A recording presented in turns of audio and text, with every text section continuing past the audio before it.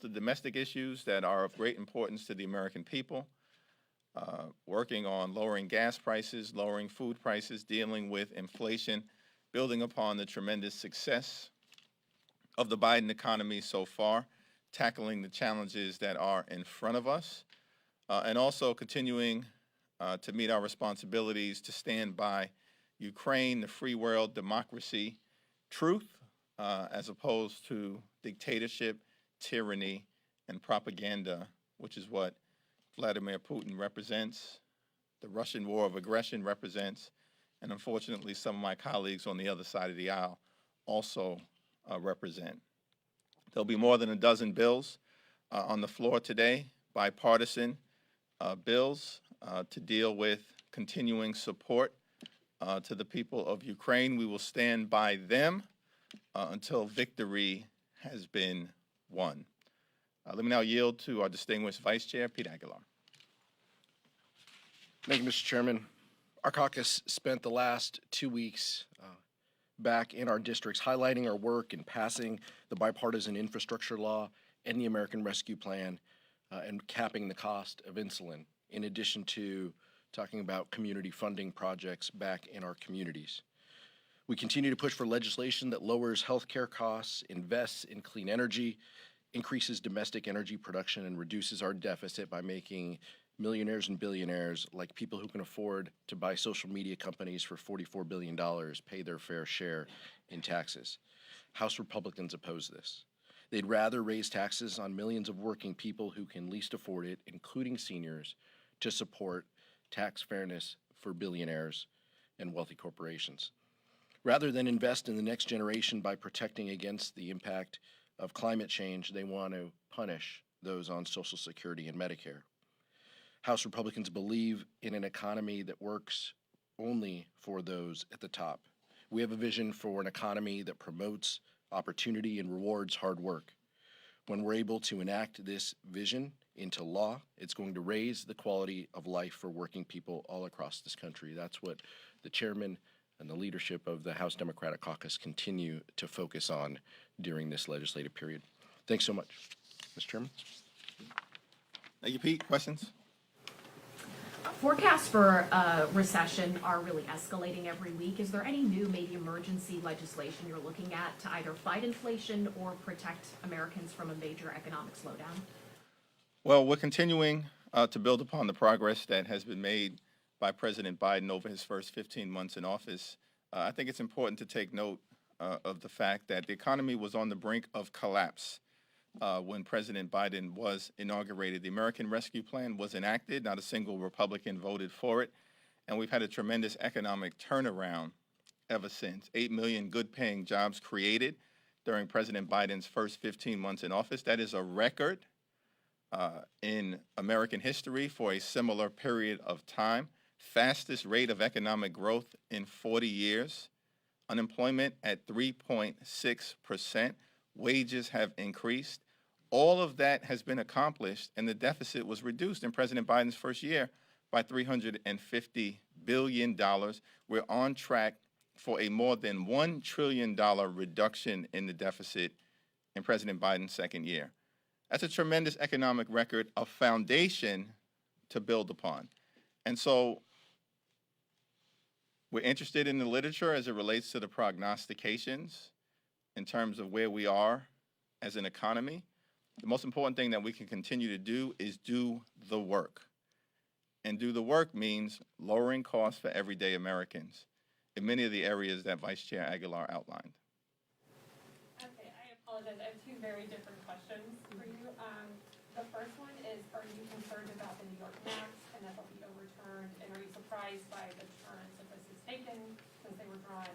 The second is more up here. What do you make of the McCarthy tapes that we're hearing about his comments in the aftermath of January 6th and his defense of those now, that he was just playing through scenarios of, what Trump should do?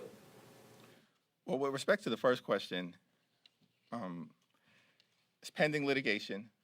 We'll see what the Court of Appeals decides, and it's probably not appropriate for me to comment until the Court of Appeals makes its final decision. I think there are strong arguments that have been made that the legislature is following the guidance of the Constitution to draw districts anchored in communities of interest. And we'll see what the Court of Appeals decides. With respect to the second part of the question, I'm tempted to yield to our Vice Chair, Pete Aguilar. But I'll simply say, the radical right playbook is simple. It's not complicated. It's in our face each and every day. It's a 5-point playbook. Number 1, lie. Number 2, lie. Number 3, lie. Number 4, lie. Number 5, lie again. That's the radical right playbook. Lie about COVID. Lie about the economy. Lie about the election. Lie about Democrats. Lie about the border. Lie and lie again. And so the American people will have a clear choice to make in terms of the contrast between what Democrats are all about, delivering real results for the people, and a group of folks who lie with impunity, facts don't matter, hypocrisy is not a constraint to their behavior, and they think that shamelessness is a superpower. Vice Chair Aguilar.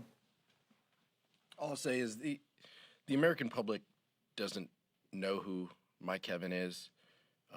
What the American public needs to know is that this is a Republican Party that is the chairman mentioned, more committed to lie and then to lie when they're caught about lying than they are about delivering help to everyday Americans. They don't want to talk about legislative solutions. They don't want to talk about lowering the price of health care. They don't want to talk about those issues. They'd rather continue to support the big lie, lie about everything else, lie when they're caught, and then giving standing ovations. It's so, we'll have the January 6th committee will obviously have more to talk about in the future, but I think that's what the American public wants is, will there be accountability? Will there be people in Congress who stand up in the face of this pressure? I'm thankful enough to serve with 2 Republicans who are on that committee, but few and far between, people who are willing to stand up and speak about the issues that matter and actually deliver the truth when it's needed. And this place used to be a little different, and I think that's what disappoints a lot of folks here. So Title 42 has divided Democrats in both chambers. If the Senate sends over amended COVID legislation or Ukraine supplemental that includes putting Title 42 back in place or keeping it in place, do you guys bring it up? What do you do? Well, that's a hypothetical scenario, and so until we see the Senate act in this area or in any other area, I think it would be irresponsible of me to get out ahead of the caucus and comment on legislation that may or may not manifest itself. With respect to the Biden administration's plan, Secretary Mayorkas will be before Homeland Security today, will be before Judiciary tomorrow. Look forward to hearing from him, questioning him, and figuring out how we can continue to make sure that we have a secure border, follow the public health guidance and the science as it relates to Title 42, and also make sure that we both uplift these 2 twin ideals of America, which is both the rule of law and a nation of immigrants. Pete? Back to this side, yeah. With some of the tensions that the Title 42 has brought among Democrats and the White House, as well as President Biden, some of his lowering poll numbers, are you concerned that this might impact or increase the risk of some of the vulnerable members of your caucus even further? With respect to the House Democratic Caucus, things are puppies and rainbows, wine and roses right now. Are you seeing what's happening on the other side of the aisle? Like, we're actually focused on dealing with issues, solving problems on behalf of the American people. the chaos that exists, the dissension that exists, the tension that exists, the infighting that exists, the bickering that exists, the shots fired that exist in this Capitol are happening within the House Republican Conference, not us. We're continuing to do the business of the American people. On a federal gas tax holiday, is that something that you and leadership would support? It's part of the discussion, and the discussion is ongoing. We are definitely going to act to try to address the geopolitical issues that relate to gas prices being where they are, act in terms of some of the supply chain challenges. It would be a useful thing if the oil companies made a decision to actually lean in on the permits that they currently have to do something about the supply and demand challenges instead of being more concerned with rewarding their shareholders, lining their pockets to the detriment of everyday Americans and the American consumer. But we're going to act. I don't think a decision has been made in terms of which of the many different legislative proposals is the right way to go. But this is an issue that was featured prominently in our leadership meeting yesterday and featured prominently in our discussion before the caucus earlier today. Before recess, Speaker Pelosi said she had concerns with it. It depletes the infrastructure fund. Oil companies could benefit and not pass those savings on to consumers. She seemed very cool to the idea. Is the mood shifting, or do you continue to have concerns about it? I think it's fair to say that with respect to the effort to lower gas prices, nothing has been ruled in and nothing has been ruled out. Go back to... On Title 42 yesterday, Leader Schumer said he acknowledged the divisions within his conference and said that there is an effort underway to come to a consensus position that all Democrats could support. Is there a need for something like that in the House Democrats, and if so, what would something like that look like? Well, we always work to try to find, the highest common denominator amongst us, and that's what we do. We're not a cult, we're a coalition. If you're a cult, it's very easy. You just take orders from the cult leader. Doesn't matter how reckless, how irresponsible, how dangerous, how untethered from reality. You just bend the knee to the cult leader and fall in line. Thankful that you have patriotic Republicans like Liz Cheney and Adam Kinzinger who are not doing it, but they're few and far between. That's a cult. We're a coalition that represents the broadest possible gorgeous mosaic of the American people in terms of race and religion and sexual orientation and gender and life experiences and region and, yes, ideology from the center to the center left to the left, common sense Democrats. So we always are going to engage in a process of trying to discuss our different public policy perspectives and then find the highest common denominator to advance the ball for the American people. That's what we'll do in this area and in every other area. I think what House Democrats are concerned about is that this should be a public health decision. So that should guide our discussions. This was clearly a Trump-era border suppression policy that had some public health wording, but this is really about public health. We need lawful paths to declare asylum. We need to restore order at the border. All of these things are important, and we can do these, but this is on us as well in Congress. And so I appreciate that the Senate wants to try to find consensus. I would appreciate also if they acted on some of the immigration-related bills that we have sent over to them in a bipartisan way, because the time to address this, the best time to address this, was in the past when we had bipartisan consensus on immigration reform before Marco Rubio backed away from a deal that he negotiated. But the second best time to address it is now, and so this is on Congress to play a role. The administration has requested almost twice as much funding for USCIS, for processing asylum claims. That will help. We need to deliver on that. We need to speed up the process for legal paths for asylum. Those are the things that we can control and that we can do here while we build consensus. But this is on us as well. And the chairman will hear from Secretary Mayorkas tomorrow. In Judiciary, I'll hear from him after this meeting in Homeland Approps. Leader Schumer just told reporters that he's expecting the administration to send the Ukraine supplemental over tomorrow. Would you support pairing this with the coronavirus money that the administration also wants? Well, I think we have to support Ukraine and meet the needs as articulated by the administration. And we also have to continue to make sure that our public health infrastructure is robust enough to be able to continue our efforts to crush the virus, which the Biden administration has done a good job of to date, fighting through the Delta variant and the Omicron variant, now the BA2 subvariant. And the likelihood is there will be something that comes next.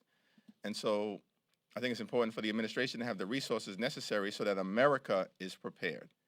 What the legislative vehicle is to get that done, we'll see what the possible pathway is, particularly as it relates to the Senate. The House, as always, is prepared to act and act decisively.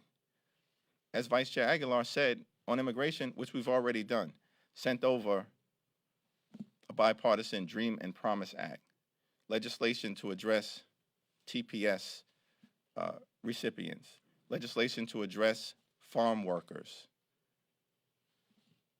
And the Senate will have to make its decisions about how to address any and all of these areas, which we anxiously await whatever path they choose. Another question on COVID.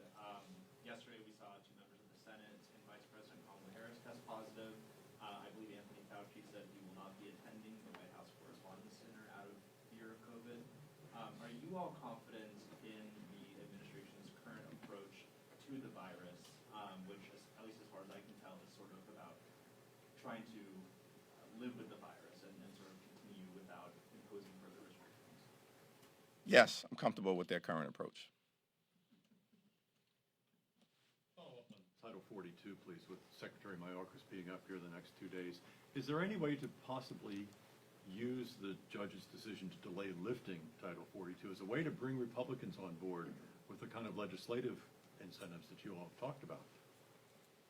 I think the chairman and I both look forward to the public questions that our colleagues on both sides of the aisle will ask and the comments and responses that Secretary Mayorkas is going to give. He released yesterday a 6-point plan that includes a lot of items that have been supported by folks on both sides of the aisle throughout the years. We look forward to hearing his answers, and then we can have a conversation about the next steps. But clearly, the administration, the CDC has made that determination for May 23rd. We're focused on the policy solutions that we have between now and then. Last two questions, yeah. Just a quick follow-up on gas prices. You talked about a lot of the options. Is there a timeline? We've heard Memorial Day might be a goal for moving some gas price-related legislation. The sooner the better. We're going to continue to act with urgency to meet the moment, address the needs of the American people. We understand that gas prices hit American families hard. It's a day-to-day or week-to-week, certainly a month-to-month expense, and it's going to require a comprehensive response. That comprehensive response is in the works, and the sooner we can get it done, the better, hopefully over the next few weeks. Last question was, I'm sorry. Well, I'll go to you last. I like to do my alternate sides thing, so all right, thank you. Do you agree with Congressman Scalise that Congressman Gates might have done something illegal in the comments he made about other members? And if so, what would you be prepared to do about a member who's made threats against another member or done something illegal? Well, we've acted in at least 2 instances related to both Marjorie Taylor Greene, completely out of control, Gosar, out of control, we could spend all day, all week, every month dealing with the out of control caucus conference on the other side of the aisle. At a certain point, I think leadership on the other side has to step in, or perhaps they're being led by others. And so let them work out whatever they have to work out. It would be nice, as Pete has said, if instead of the infighting, the chaos, shots fired against each other, the knife fights in a phone booth that is the modern day House Republican conference, that they would actually decide to work with us on issues of importance to the American people. They have declined, perhaps because they have no vision, no ideas, no public policy objective. It's all about the acquisition of power. That's it. That's the defining objective of the other side of the aisle. And of course, bending the knee to the twice impeached former so-called president of the United States. Last question. Two things quickly. MTA, you all sent a letter to them requesting information about the shooting and the cameras working there. Have you gotten any response? Do you see a legislative response there? And then second, there are lawmakers, including from the New York delegation, that are popping up at campaign events while filing proxy vote letters saying they can't be here because of COVID. Do you feel comfortable with that? Yeah, well, with respect to the latter part of, the second part of your question, I haven't seen that. It hasn't been called to my attention. To the extent that it is, I'll have a comment, thereafter. With respect to the letter that was sent, led by Congressman Torres, as well as Congresswoman Yvette Clarke, in response to the tragic subway shooting that took place in Sunset Park, where there were MTA cameras that weren't functioning. It's a miracle that no one died, and we're thankful for the leadership of the NYPD, the fire department, the first responders, our healthcare heroes. But if we are going to provide resources to the MTA or any other state or local governmental entity, I think it's Congress's responsibility to make sure that those resources are effectively and efficiently and equitably utilized.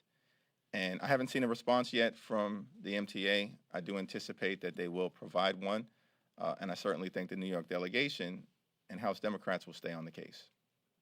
Thank you, everyone.